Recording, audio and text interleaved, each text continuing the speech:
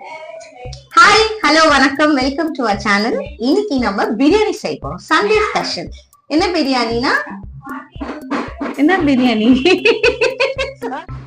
பிரியாணினா பீஃப் பிரியாணி செய்ய கொஞ்சம் ஸ்பெஷலா சொல்லு. பீஃப் பிரியாணி செய்ய போறோம். பீஃப் என்ன பிரியாணி பண்ண போறா? பீஃப் பிரியாணி. பண்ண போறேன் செட்டிநாடு பிரியாணி. அதெல்லாம் இல்லைங்க, பீஃப் பிரியாணி பண்ண போறோம். ஆனா அதுல என்ன ஸ்பெஷல் பண்ணும் போது சொல்றேன், வாங்க பாக்கலாம்.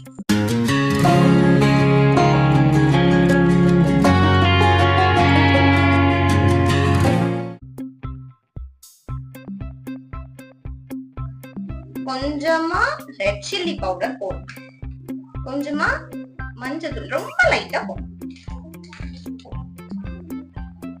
2 டேபிள் ஸ்பூன் ஆஃப் இஞ்சி பூண்டு பேஸ்ட். அதுக்கு மேல போட்டீங்கன்னா ரொம்ப கசப்பாயிரும், நம்ம பிரியாணில போட்டுக்கலாம். சும்மா 1 ஸ்பூன் எண்ணெய். இப்ப நீங்க கொழுப்பு கம்மியா இருக்கிற ஒரு கறி வாங்கிட்டீங்கன்னா எண்ணெய் கம்மியா ஊத்துங்க. கொழுப்பே இல்லாத கறி வாங்கிட்டீங்கன்னா நல்ல கொஞ்சம் தாராளமா நம்ம எண்ணெய் ஊத்திக்கலாம். கொஞ்சமா சால்ட் தேவையான அளவு.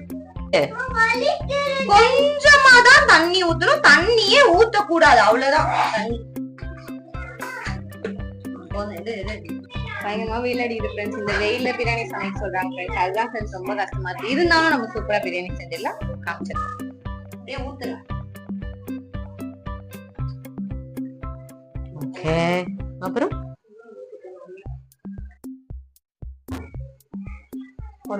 போடுங்க. ஆக்சுவலா நான் பாத்தீங்கன்னா 1/2 kgக்கு மேல நான் வந்து ஆனியன்ஸ் எடுத்திருக்கேன். பட் ஆனா அதுல ஒரே ஒரு 1/2 ஆனியன் மட்டும் இந்த மாதிரி நல்ல மெல்லிசா ஸ்லைஸ் பண்ணி போட்டுக்கிறேன். மத்த ஆனியன்ஸ் எல்லாம் நம்ம என்ன பண்ண போறோம்னா இந்த மாதிரி வந்து கோர்ஸா அப்படியே கொஞ்சம் கிரைண்ட் பண்ணுவாங்கல்ல, பின்னாடி நம்ம பேக்ல கொடுத்து கிரைண்ட் பண்ணுவாங்க, அந்த மாதிரி கோர்ஸா கிரைண்ட் பண்ணி ஃபர்ஸ்ட் இத வதக்கி முடிச்சதுக்கு அப்புறமா இத நம்ம வந்து கொட்ட போறோம்.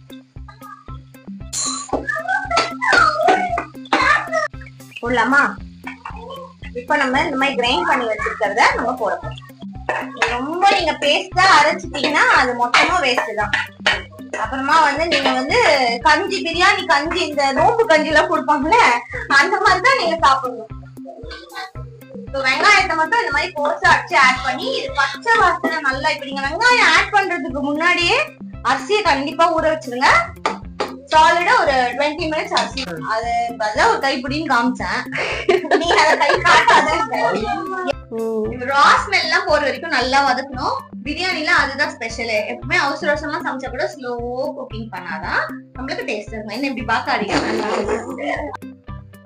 இப்போ இஞ்சி பூண்டு நம்ம போட்டிருக்கோம், இது வதங்கிட்டு இருக்கு. இந்த ஸ்டேஜ்ல தான் நம்ம என்ன பண்ணணும்னா வெறும் மிளகாத்தூள் ஒரு 1/2 டீஸ்பூனோ இல்ல 1 டீஸ்பூனோ, எது உங்களுக்கு காரம் அதுக்கேற்ற மாதிரி. இப்ப நான் 4 பச்சை மிளகா போட்டிருக்கேன். சோ அதை பேஸ் பண்ணி நான் வந்து மிளகாத்தூள் போடுறேன்.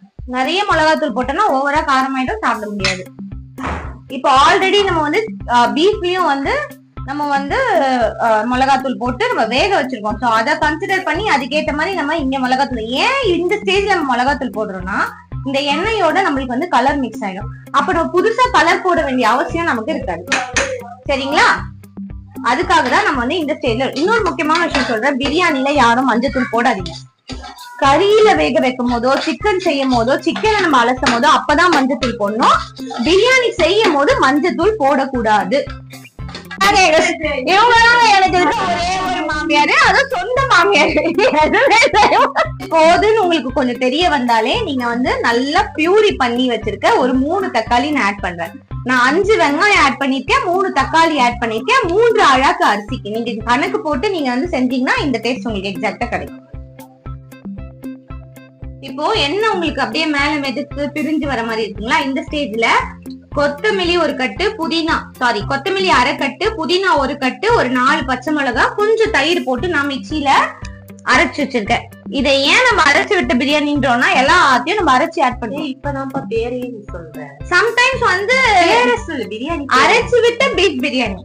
இப்பதான் பேர் வச்சோம். இப்போ ஆமாங்க இப்பதான் வச்சோம். ஏன்னா இவங்கதான் வித்தியாசமா பிரியாணி செய்யுங்கன்னாங்க, அதுதான் வித்தியாசமா ட்ரை பண்ண. இன்னொரு விஷயம், சில பேருக்கு இந்த குப்பை நிறைய எல்லாம் எடுத்து எடுத்து ஒதுக்கி வச்சிருவாங்க. இப்ப பசங்களுக்கு எல்லாம் நீங்க இதை கொடுத்தீங்கன்னா இதோட ஃபுல் சத்தம் போகும்.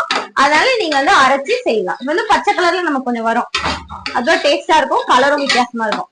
இதே மாதிரி கண்டிப்பா வீட்டுல ட்ரை பண்ணுங்க. மழை சாரல் மாதிரி இப்ப நம்ம வேக வச்ச கறிய அப்படியே கொட்ட போறோம். மழைச்சாரல் மாதிரி கொட்டிட்டோமா, அவ்வளவுதான். அப்படியே வேகணும், கல்லு போட்டு அப்படியே வேகணும், செம்மையா வேகணும். இப்ப வராது, அது நேச்சுரலா வருதுங்க. நீங்க திருப்பி பண்ண வச்சீங்கன்னா வராது. அப்படி வரணும் ஸ்மெல். அப்படியே சும்மா அப்படியே நீங்க பிளெண்ட் பண்ண கறியோட இந்த மசாலா எல்லாம் உள்ள போந்து விளையாடணும். நீங்க சாப்பிட்டீங்கன்னா செம்ம டேஸ்டியா இருக்கும் அப்படின்னு நாளே சொல்லிக்கிறோம். தண்ணி நம்ம வந்து 3 அழாக்கு அரிசி போட்டிருக்கோம். ஒரு அழாக்குக்கு 1 அழாக்கு தண்ணி கணக்கு ஊத்த போறோம். சரிங்களா? இப்போ நான் அந்த கொத்தமல்லி இதெல்லாம் அரைச்சோம் இல்லையா, அதை வேஸ்ட் பண்ணக்கூடாதுன்னு அதை அலசி வச்சிருக்கேன். அந்த தண்ணி ஒரு கிளாஸ் ஊத்திருக்கேன். இது வந்து பீஃபோட சூப்பு 3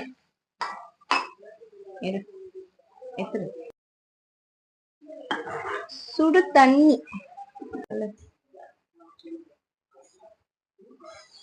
இப்ப வந்து 5 கிளாஸ்க்கு நான் தண்ணி ஊத்திருக்கேன். இப்ப இது நல்லா கொதிக்கணும். இப்ப உங்களுக்கு வேணும் கொஞ்சம் சாப்பாடு எங்களுக்கு ரொம்ப வெற வெறையா பிடிக்காது, நாங்க வந்து கொஞ்சம் இதுவா குறைவா தான் சாப்பிடுவோம் அப்படின்னா நீங்க வந்து ஒரு 7 கிளாஸ் வரைக்கும் கூட ஊத்திக்கலாம். அப்படின்னா 2 அழகு. இன்னொரு விஷயம், நம்ம எல்லாத்தையும் அரைச்சு போட்டதுனால இதுலயே கொஞ்சம் தண்ணி நமக்கு வரும். சோ அதனால அந்த முறைப்படி நான் 1 அழகு ஊத்திருக்கேன். சரிங்களா? அதுதான் கணக்கு. அதனால நம்ம வந்து பிரியாணி செய்யறது வந்து ஒரு பதம். சில பேருக்கு வந்து நம்மளுக்கு குழஞ்சு பிடிச்சா பிடிக்கும், கில்லி பிரியாணி மாதிரி அப்படின்னாலும் பிடிக்கும். சில பேருக்கு அப்படியே உதிரி உதிரியா அப்படி கொட்டணும் சாப்பாடு எடுத்தாலே, அப்படிதான் பிடிக்கும். அப்ப நீங்க 1 அழகு தான் கம்பல்சரி ஊட்டணும். சாலிடா 20-25 மினிட்ஸ்க்கு மேல உங்க அரிசி வந்து ஊறணும். நீங்க வெங்காயம் போடும் போது அரிசி ஊற வச்சிருங்க, பக்காவா உங்களுக்கு பிரியாணி வந்துடும். இப்ப பாத்தீங்கன்னா நான் 1.25 கிலோ கறி போட்டிருக்கேங்க. இதுக்கு 3 அழாக்கு தான் அரிசியே போட்டிருக்கேன்.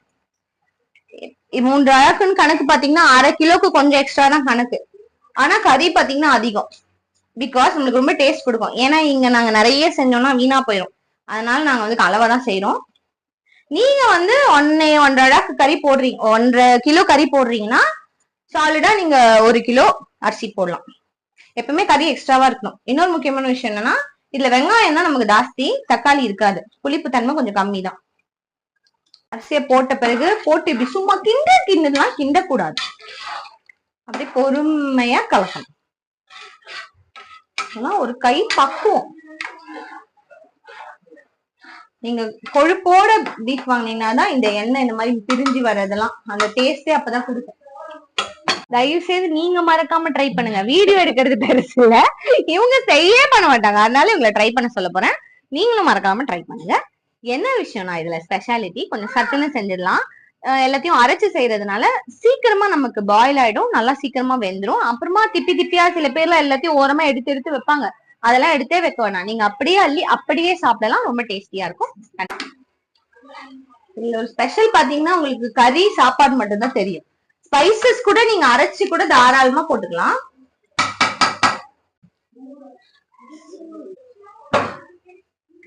இப்ப நம்ம என்ன பண்ண போறோம்னா வெயிட் வைக்க போறோம். ஓகேங்களா? ஃபுல்லா கிளறியாச்சு. இப்ப நல்லா நம்ம தம்ல கீழே தவா வச்சு தம்மு மேல போட்டுட்டோம்.